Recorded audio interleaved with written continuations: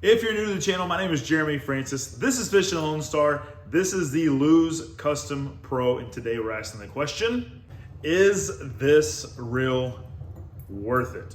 I actually wanted to use this reel for a little bit, try it out, give you kind of some on the water feedback, and give you my real honest perspective, but also I want to show you what this reel is about so that you can make that decision for yourself. Let me show the internals really quickly, then I'll go make some casts on the water and show you what this thing is all about. And I'm gonna cast into the wind. Let's check it out.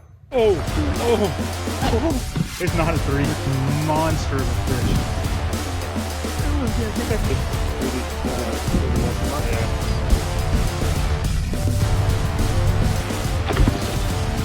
Good fish right there. All right, guys, let's start with a couple of the features and then I'll do the on the water highlight. So first of all, the handles. These are very similar to the BB1 Pro. So if you've used the BB1 Pros before, I'll say it's kind of a little bit of a tacky feel, kind of, is maybe the best way to describe it. And you can see the kind of ergonomical design.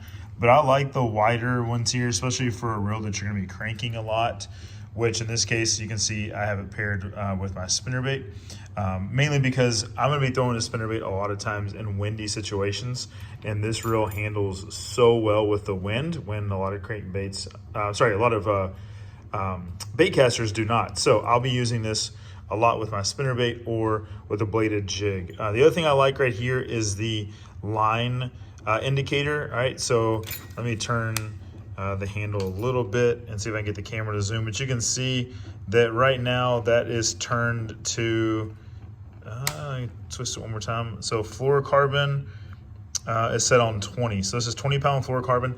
Yes, I throw 20-pound fluorocarbon with my spinnerbait just because I'm throwing it a lot in really thick grass, heavy grass, around a lot of timber at Lake Fork, Lake Ray Roberts, places like that. So I want the 20-pound fluorocarbon. So that's what's on there. I like that little line indicator because it tells me right there, the F pointing to the 20 tells me I got 20-pound fluoro, right? So there you go. The color, all right?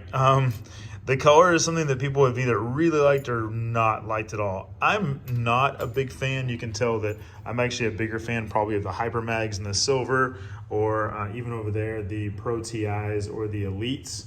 The Elite TIs, I like just that chrome finish or the silver finish more. That being said, this gold, it's wearing on me. I am liking it more and more. All right, so let's get into the braking design. I'm gonna pop this cover off really quickly.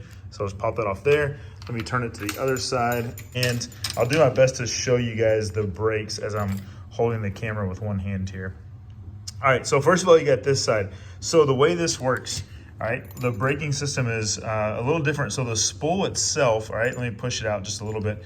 This portion of the spool, again, it's gonna be kind of hard to do with one hand, but this portion of the spool right here, this gold part, it actually will expand out.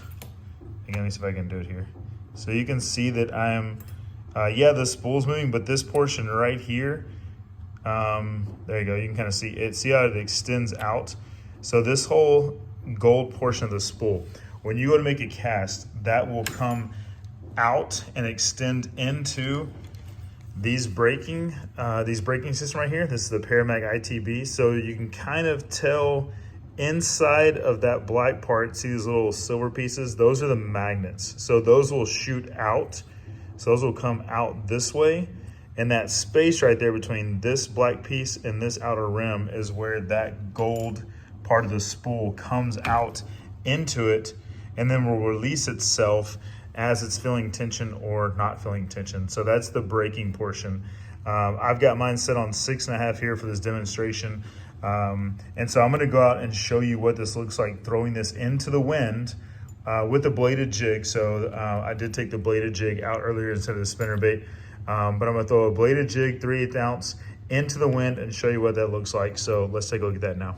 All right, so one thing I want you to check out as I'm casting, first of all, bladed jigs obviously got some resistance to it with the blade in front. So I'm casting into the wind. I'm not thumbing it at all, right? I'm actually letting this lure hit the water. I'll do it again for you as well so you can see this time I'm throwing a little bit more directly into the wind. And again, no thumbing at all and no backlashes. All right, guys, thanks for checking out this video. Leave me a thumbs up if you liked it. Leave me a comment if you want to see more like it. I've got other reels I'd love to show you guys and to break down some actually on the water real testimony and feedback, not just unboxing something and saying that it looks good, but actually putting it to the test and showing you if it's worth it or not. In this particular case, I think it is. By the way, this is the custom light rod as well. Got the wing grip handles, the carbon fiber grips as well, and the reel seat.